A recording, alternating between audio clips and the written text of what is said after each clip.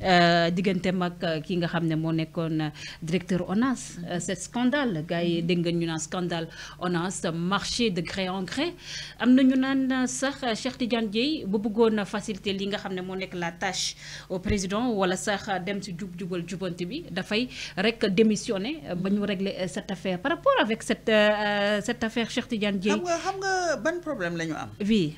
c'est que ñi war a opposé wuñu dañ koy télé opposé. comment ça. télé opposé dans télé mooy am na à distance am na kenn ku la koy defal. te y a des médias yu la koy defal. déet waay. parce que pendant un certain temps dañu gis ne que jusqu'à ce que ñuy commencer di déraper. justice bi di leen woo ñuy wax. lu ne dégg nañ ko fi. pour des gens yoo xam ne da ngeen gérer dëkk bi nit ñi mere leen ba ñu joxañ kenn. ñu ñëw votel kooku ñu gagné leen en un seul tour et de manière claire et nette. yow tu as encore l'énergie ngay taxaw naan da ngay indi scandale da ngay wax léegi nag nga nekk ci presse bi nag mais je vais vous dire une chose gis nga justice pression du ko doxloo. justice bi fi nekk ministre bi fi nekk tey jii procureur bi fi nekk tey jii ak loolu c'est fini. mais les moom révélations de laa lay Cheikh wax. Dia c'est assez grave madame Blondin. Il peut dire ce qu'il veut comme dirait l'autre jusqu'au coucher du soleil. Pour paraphraser. Idrissa Seck. xam nga bu fekkee ne yow tey jii da nga ñëw jël sa conférence de presse. oui. ñëw accuser nit. rek ñëpp jug le lendemain média yëpp na démissionné dañ ko accuser mais qui est-il pour que bu defee conférence de presse yow nga war a jug ne léegi da ngay démissionné. madame. fekk ne yow déglu ma. madame Blondin. il n'a pas laissé l'affaire. il n'a pas laissé l'affaire mu nelaw. 8 mois xam kese lu mu def avant affaire bi di génn. 8 mois kese ngeen fi defagum de gisoon neen na naka ngeen doon opposé xamoon naa fekkoon jamono jooju si c'était du temps de Macky Sall yéenay njëkk a takk li nga xam ne moo nekk micro yi quand même. li ñuy wax daal mooy nous sommes aujourd'hui dans un gouvernement avec une justice boo xam ne. kenn du ko jël di ko waxloo demal ak dikkal. avec des corps de contrôle yoo xam ne dañuy liggéey seen rapport yi di génn. kon boog lépp lu ñuy teg ci table bi. boo gaañi jug liggéey wane ko ba mu leer. ana docteur Cheikh Tidiane sax conférence de presse moom depuis boo xoolee Ziguinchor di ko gis ku ko woo sax du jël téléphone am. mais gisoo ko dem ba hôtel sur les autoroutes de l'eau. déggoo ko dimanche dernier il a même parlé de ça dimanche dernier. fan Walf. non. mooy tey dafa waroon dem Walf mais meeting bi nekk Ziguinchor. moo tax j'ai vu qu'on l'a annoncé à Walf. waaw mais meeting bi moo tax. animé moom Cheikh Tidiane. léegi Ziguinchor. ok mais dimanche dernier. YouTube ko comme ni ñu koy waxee. di nga gis ne que dimanche dernier dañu réunir waa Avenir yëpp. waaw toutes les coordinations de tout des 46 départements. oui. benn journaliste laaj na ko ci. mais il a répondu sans complexe. dégg nettali kañ ci les gars yi internautes yi dem leen tappe ji. non parce que man su ma ko waxee da ngay foog ne que jàppale la. déglu ko non déglu ko c'est roy du niroog pire. wax na moom ci boppam. sa position. te su ma ko mënee tënk. mooy lenn. waaw d'abord Cheikh Dieng xam na bu baax ne que.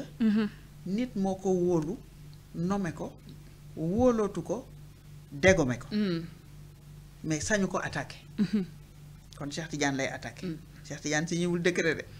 deuxièmement bu dee le fond du dossier le fond du dossier en erreur le président. loolu la wax bon waaw kon président daal moom dafa woyof bopp daal dañuy ñëw di ko wax rek naan ko kii de moom def na lii rek mu signé. c'est même manquer de respect. donc soyons sérieux. oui. donc ça c'est pas des arguments recevables.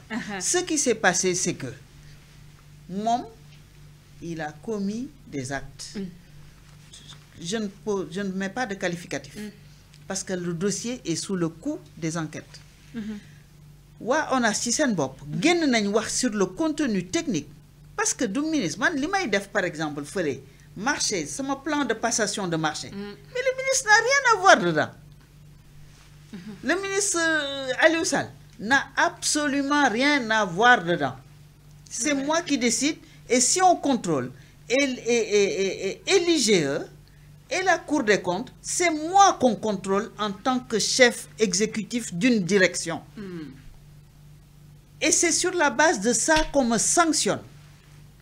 Et on ne saurait dire au ministre, oui, tu as laissé faire, oui, tu es... Le ministre, il ne signe pas mes marchés.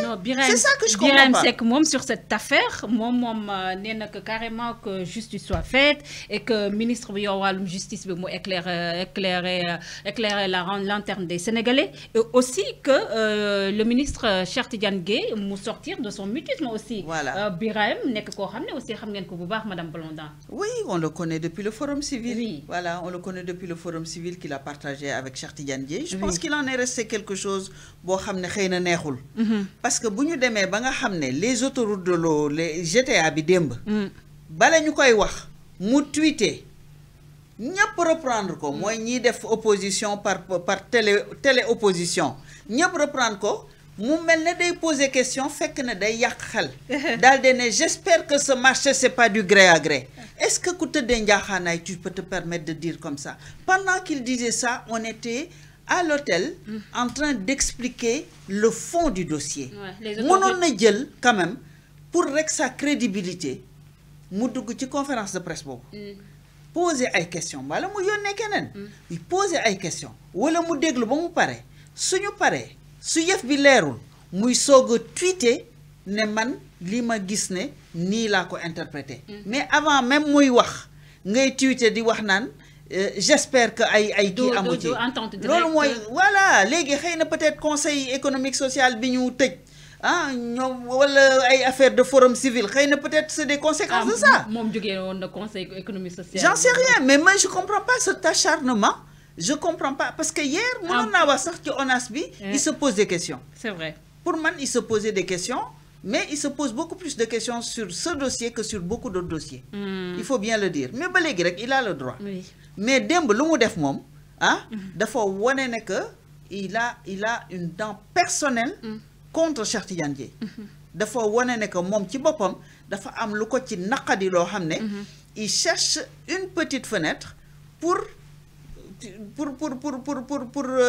sortir des choses de manière à discréditer, de manière à ayant l'air de poser des questions. Oui. C'est pas son rôle. Son rôle, moi, mu am ay informations yu leer ngay soog a tweeter. Mais selon vous, déjà ce qu'on... Non, le dossier est pendant en justice. Gis nga ku yàkkamtiwul Sénégal dañu yàkkamti. Dëgg la. Ku yàkkamtiwul di nga ko gis ba mu leer nañ fii kenn du fi protéger kenn.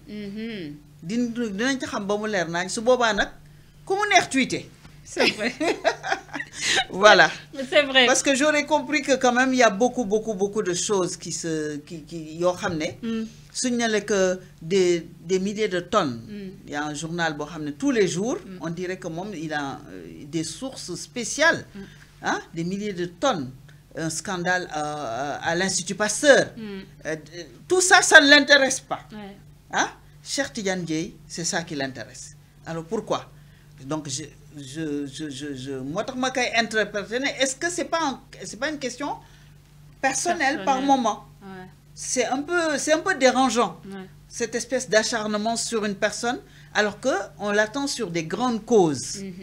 Voilà, on l'attend sur des grandes causes avec la même véhémence, avec la même persévérance. Su boobaa nag peut-être que question yi dinañ ko gën a déglu. Tout à fait. En tout cas, il y a une défendre pour bar.